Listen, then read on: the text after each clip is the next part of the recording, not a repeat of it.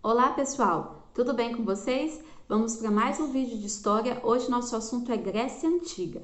A Grécia Antiga, que na verdade não é um país ou um reino único, mas um conjunto de cidades que se desenvolveram na parte sudeste da Europa e abrangia três importantes regiões. Aliás, tem alguns livros que classificam em 4 regiões, mas vamos olhar aí o mapa e entender onde que é isso. Nós temos a Grécia continental, situada ao sul da Península Balcânica, que é a parte ligada ao continente europeu. E essa Grécia continental, alguns livros, alguns historiadores dividem ela também em Grécia peninsular, que é a parte da península do Peloponeso. Do outro lado, nós temos a Grécia asiática, também chamada de Grécia oriental, que é a parte ligada ao continente asiático. E a Grécia insular, que são as ilhas no Mar Egeu e no Mar Jônico. E do lado nós temos ali a Magna Grécia, que são colônias que essas cidades gregas colonizaram na região da Península Itálica. Pois bem, o território da Grécia ele é bastante montanhoso, bastante pedregoso e pouco fértil. Isso que estimulou eles a colonizar outros territórios. O litoral é bastante recortado, tem muitas áreas para portos naturais ali com boa navegação e isso também estimulou eles à exploração marítima. Esse relevo montanhoso, essa divisão em ilhas também, favoreceu o isolamento das cidades e cada uma acabou se desenvolvendo de forma independente. Por isso nós dissemos que na Grécia Antiga as cidades elas são politicamente independentes umas das outras, ou seja, são cidades-estado. Essas polis gregas são cidades que têm a política independente. Um governo não interfere no governo de outra cidade. Muitas vezes elas eram até rivais e enfrentaram ali várias batalhas umas contra as outras. Já as colônias gregas, elas também tinham governo próprio, mas eram ligadas economicamente à cidade-mãe. Então elas tiveram ali várias colônias em torno do litoral mediterrâneo, algumas no norte da África, algumas na Península Ibérica, mas principalmente, como eu citei agora, na Península Itálica, na Magna Grécia. E junto com essas trocas comerciais iam também as trocas culturais, por isso que nós observamos bastante relação, semelhança entre a cultura grega e a cultura romana, por exemplo, que vai se desenvolver na Península Itálica posteriormente. A cidade de Atenas é a cidade da qual nós temos mais informações, não só pelos registros arqueológicos, pelos achados arqueológicos, mas também pelos registros escritos, porque como eles valorizavam bastante a escrita, a educação, a sabedoria em si, a filosofia, eles deixaram muitos livros, muitos poemas, muitos registros escritos que nós estudamos até os dias de hoje. Ela era uma cidade que inicialmente era governada por um rei, mas na prática esse rei era manipulado pelos eupátridas, que era o povo rico, as famílias ricas da cidade. No ano de 508 a.C., o governante Clístenes ele promoveu reformas políticas tão profundas que vão culminar na democracia. O termo democracia, que significa governo do povo, dava a soberania, o poder político supremo para a população. Claro que a democracia ateniense ela não era como a democracia de hoje. Ela tinha as suas diferenças, as suas limitações e nós vamos comparar. Por exemplo, a democracia ateniense ela era direta. Todos os cidadãos participavam diretamente, votando nas decisões importantes que a cidade tomava. Todos os cidadãos, todos os cidadãos, vírgula, não são todas as pessoas da cidade, porque a grande maioria não era considerada cidadãos. Mulheres, escravos e os metecos, que são os estrangeiros, eles não tinham participação na política. O voto, ele era livre, as pessoas podiam ou não participar das assembleias, das reuniões e das eleições, mas muitas pessoas não participavam porque eles não podiam deixar a sua propriedade, a sua fazenda à mercê para ir lá participar dos debates, das conversas, das decisões. Principalmente a população mais pobre não conseguia participar da política, porque eles participavam realmente de forma direta. Ia todo mundo para a assembleia e conversavam e trocavam opiniões. Eles valorizavam muito a oratória, a arte do falar bem. Eles conseguiam convencer, né? Inclusive convencer ali a excluir adversários políticos da cidade, que são o ostracismo. E isso aqui com certeza não temos na nossa democracia atual, né? A arte de falar bem, de convencer as pessoas, convencer o voto das pessoas, não, isso não. Ah, outra coisa, para ser cidadão a pessoa também tinha que ser livre, o homem não podia ser escravo e não podia ser estrangeiro e nem filho de estrangeiro, tinha que ter pais atenienses. Na nossa democracia contemporânea, hoje no Brasil, quem é considerado cidadão? Todas as pessoas, homens e mulheres, a partir dos 16 anos de idade.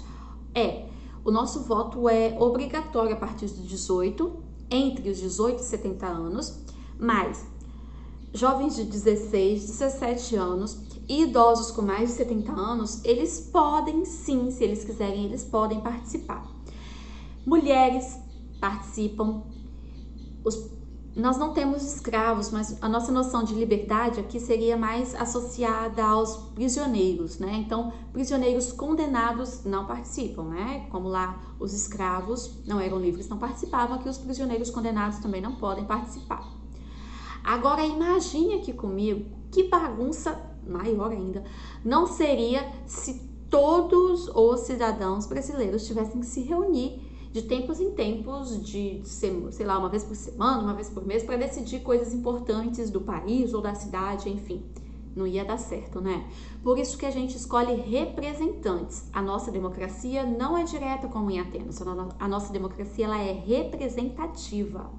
E isso é uma coisa muito séria, porque às vezes quando a gente está votando, escolhendo o político, a gente acaba esquecendo que aquele ali, ele vai ser a nossa voz, né? E acabamos votando de qualquer jeito. Então a gente tem que pensar muito sério na hora de escolher o voto, porque aquele ali vai ser o nosso representante. A partir do ano 450 a.C., sob liderança de Péricles, um dos governantes ali atenienses, a democracia de Atenas sofreu uma série de reformas, de mudanças e melhorias, e foram tão importantes que esse é considerado o século 5 a.C. é considerado o século de Péricles lá na Grécia Antiga. E eu vou destacar para vocês uma reforma que ele fez que foi muito importante. Ele começou a pagar um valor para as pessoas participarem da Assembleia.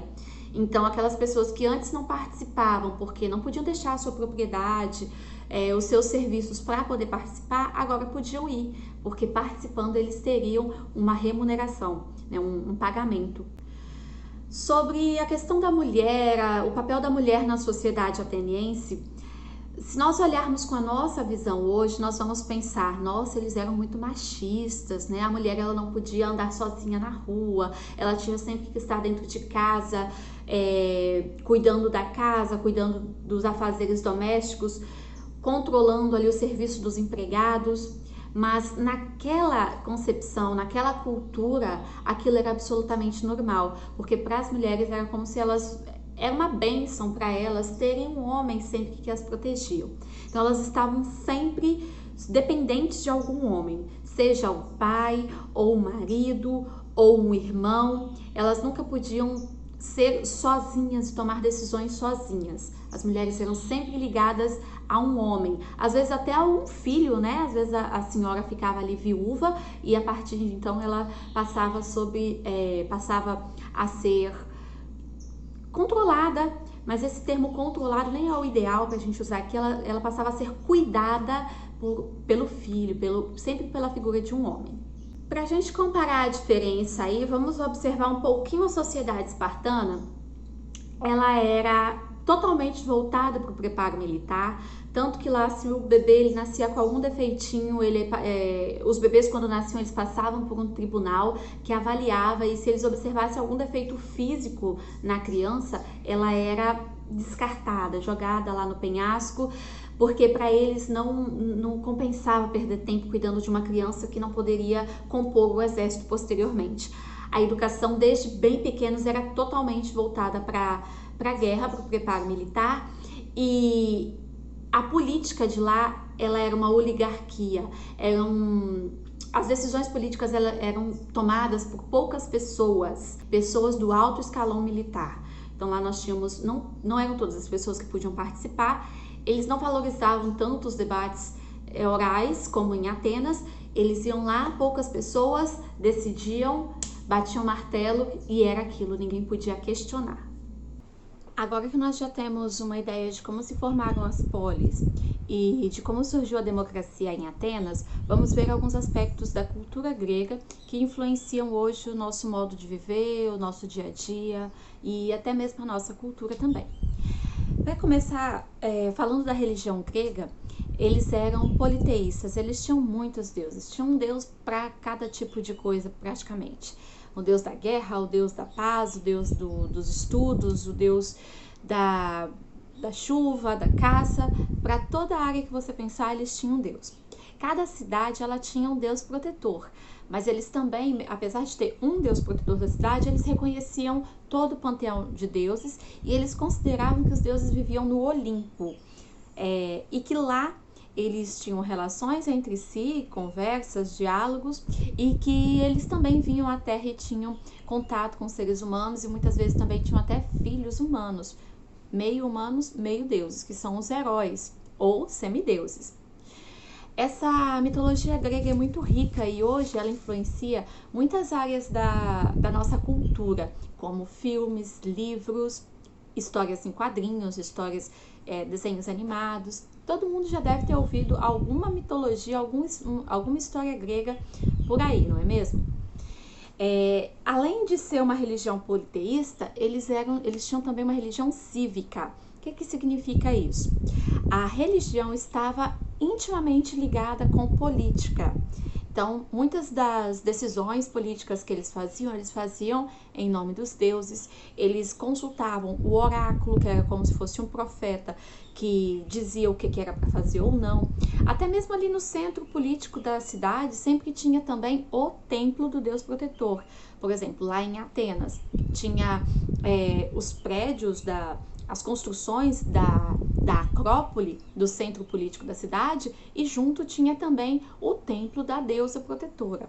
Então, era uma religião cívica, porque eles uniam religião com política, com cotidiano. Ao longo do ano, tinham muitas festas religiosas, muitas procissões, e tudo isso eram determinações políticas, não apenas religiosas. Também nesse setor religioso, surgiram os Jogos Olímpicos, que surgiram ali com intenções religiosas, não apenas esportivas. No ano de 776 a.C., foram realizadas na cidade de Olímpia os primeiros Jogos Olímpicos, que reuniram homens gregos de várias cidades da Grécia, apenas da Grécia. Diferente de hoje, que reúne atletas, esportistas de vários países do mundo, os jogos lá na Grécia Antiga só aceitavam homens, as mulheres não eram aceitas nem para competir e nem para assistir, até porque a maioria das provas eles competiam nus, né? E esses homens, eles iam para a cidade de Olímpia, sempre na cidade de Olímpia, diferente também de hoje, né? Que cada vez acontece em um país, em uma cidade diferente. E os jogos eram tão importantes para eles, mas tão importantes, que se eles estivessem em guerra, se duas cidades estivessem em guerra, eles paravam a guerra, iam para os jogos, faziam lá os jogos, ok? E depois, vida que segue, vamos guerrear de novo. E esses jogos, eles surgiram em homenagem a Zeus, que era o principal deus deles ali, né? E na cidade de Olímpia, porque lá é que ficava o Monte Olimpo, que eles consideravam que era a morada dos deuses. O vencedor desses jogos, isso também é interessante. Hoje, quando um atleta ganha um jogo, uma prova, ou um primeiro lugar ali de um jogo, de uma competição, geralmente ele ganha, além de fama, ele ganha dinheiro, patrocínio, e naquela época não tinha essas recompensas materiais. Eles ganhavam uma coroa de folhas de louro, que simbolizava a vitória, e eles eram recebidos na sua cidade natal como heróis. Também em homenagem a um deus, surgiu o teatro grego. também em uma festa religiosa, cívico-religiosa, em homenagem ao deus Dionísio, que era o mais jovem dos deuses ali, o deus do vinho. E durante as festas em homenagem ao deus Dionísio, eles faziam várias apresentações teatrais em local próprio. E lá na Grécia acabou surgindo 2 gêneros de teatro, que é a comédia e a tragédia. A tragédia seria o drama, que fala sobre as mudanças drásticas no destino da vida das pessoas, e a comédia ela recorria ao humor para fazer críticas, à ironia, a sátira, para fazer críticas aos costumes e também aos políticos. E claro que todas as peças teatrais tinham sempre aquele elemento místico, aquele elemento, aquela participação dos deuses, tinha muita mitologia misturado com aquelas encenações.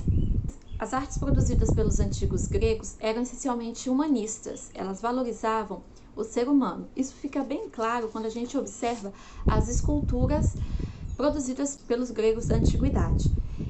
Geralmente eram peças encomendadas pelo governo e expostas em locais públicos, nas praças das cidades. Eles sempre tentavam reproduzir bem detalhadamente os músculos, todos os detalhes dos corpos. Aí vocês me perguntam assim, mas por que a maioria dessas esculturas não tem braço? Tinha sim, gente, é porque acabou se perdendo, se quebrando aí ao longo do tempo. As pinturas também, elas tinham valor artístico e geralmente encenavam cenas do cotidiano, ou Jogos Olímpicos, competições atléticas, ou caças, ou cenas da mitologia, dos deuses. E esse clima de liberdade e debates que eu disse para vocês que era muito comum lá em Atenas, favoreceu o aparecimento da filosofia. A filosofia, que a própria palavra quer dizer amor à sabedoria, ela surgiu lá em busca de tentar explicar tudo que existe. Não sei se alguém conseguiu fazer isso, acredito que não, mas quem começou com todo esse dilema de ser ou não ser, de saber ou não saber, conhece-te a ti mesmo, decifra-me e tal, foram os gregos. Nós temos alguns aí para destacar: Sócrates, que era um filósofo que acreditava que o meio ideal para se chegar ao conhecimento era o diálogo. O Platão, que era um discípulo de Sócrates, e ele fundou a academia, que era um local, uma escola onde eles estudavam filosofia, matemática, ginástica, claro que apenas frequentada pelos homens, Nós estamos falando de uma sociedade em que a mulher, o espaço dela era na casa.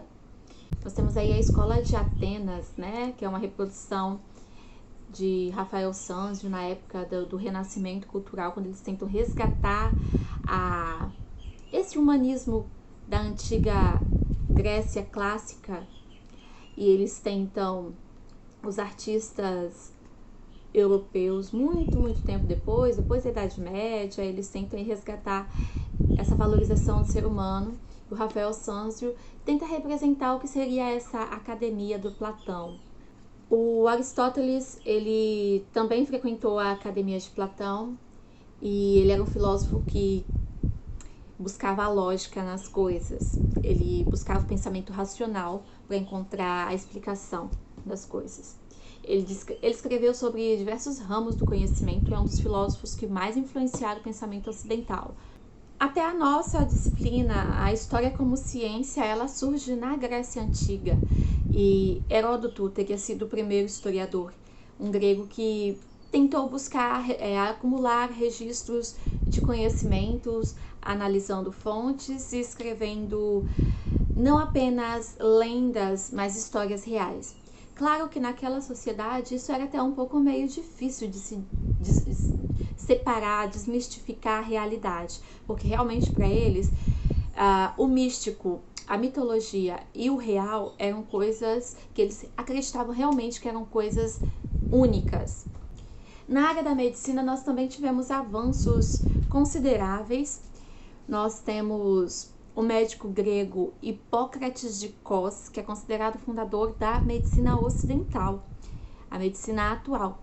Ele descobriu Olha que mágico, ele descobriu que as doenças, elas possuem causas naturais, não são apenas causadas por deuses ou por, né, causas do universo que está conspirando. E isso foi revolucionário na época em que a sociedade achava que as doenças eram eram causadas por forças malignas ou por forças superiores.